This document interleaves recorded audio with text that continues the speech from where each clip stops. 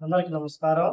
కువైట్‌లో పనిచేయడానికి వస్తూ ఉన్న 2025వ సంవత్సరంలో పనిచేయడానికి వస్తూ ఉన్న భారతీయులకు ముఖ్య గమనిక.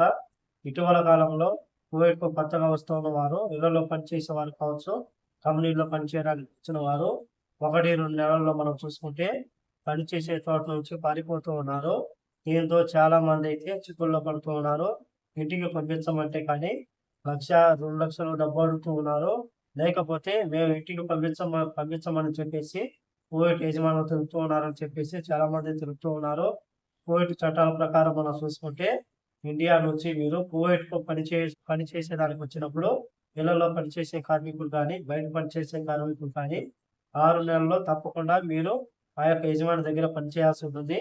6 నెలల్లోపు మీరు బయటకు పారిపోతే కానీ ఆ యొక్క యజమాని మీ మీద ఎంత ఎంత పెట్టుబడి పెట్టాడో టికెట్ కోసం కావచ్చు, లేకపోతే మీ యొక్క మెడికల్ కోసం కావచ్చు, వీసా కోసం కావచ్చు, ఎంత ఖర్చు పెట్టాడో ఆ యొక్క డబ్బునైతే మీరు తప్పకుండా చెల్లించాల్సి ఉంటుంది.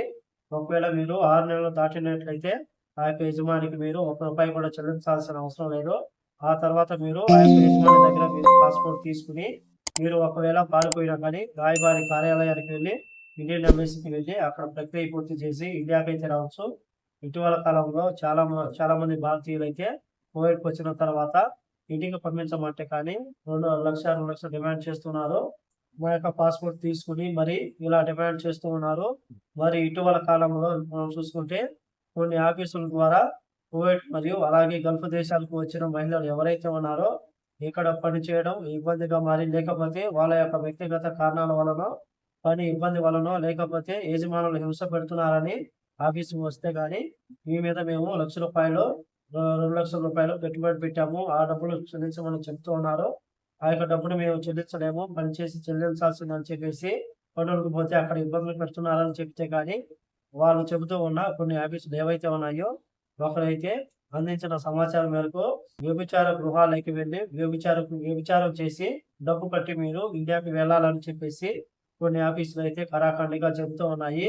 కాబట్టి ఆఫీసుల ద్వారా కువైట్ మరియు గల్ఫ్ దేశాలకు వచ్చే వారు ఎవరైతే ఉన్నారో చాలా జాగ్రత్తగా ఉండండి. ఎందుకంటే మోసం చేసే అవకాశాలు ఎక్కువగా ఉన్నాయి. బలవంతంగా మహిళలను వ్యభిచార కూపంలోకి కూడా దింపుతూ ఉన్నారు కాబట్టి ఇక్కడికి వచ్చి ఇబ్బందులు పడే బదులు ఇండియాలోనే ఏదో ఒక పని చేసుకోవడం మంచిది. లేకపోతే మీకు తెలిసిన వారి ద్వారా ఎవరైనా కువైట్‌కి వచ్చి మీకు తెలిసిన వారు కువైట్‌లో ఇళ్లలో కానీ, కంపెనీల్లో కానీ పని చేస్తూ ఉంటారో అటువంటి వారికి మీరు వీసా తెమ్మని అడిగి మీరైతే వస్తే గాని మీకు మంచిది. ఆఫీసుల ద్వారా ముఖ్యంగా ఏజెంట్ల ద్వారా ఎవరు కువైట్ మరియు గల్ఫ్ దేశాలకు రావద్దని చెప్పేసి మరి కోరుకుంటూ ఈ వీడియో నచ్చితే లైక్ చేయండి, షేర్ చేయండి, సబ్స్క్రైబ్ చేసుకోండి. నెక్స్ట్ వీడియోలో మళ్ళీ కలుద్దాం. జై హింద్.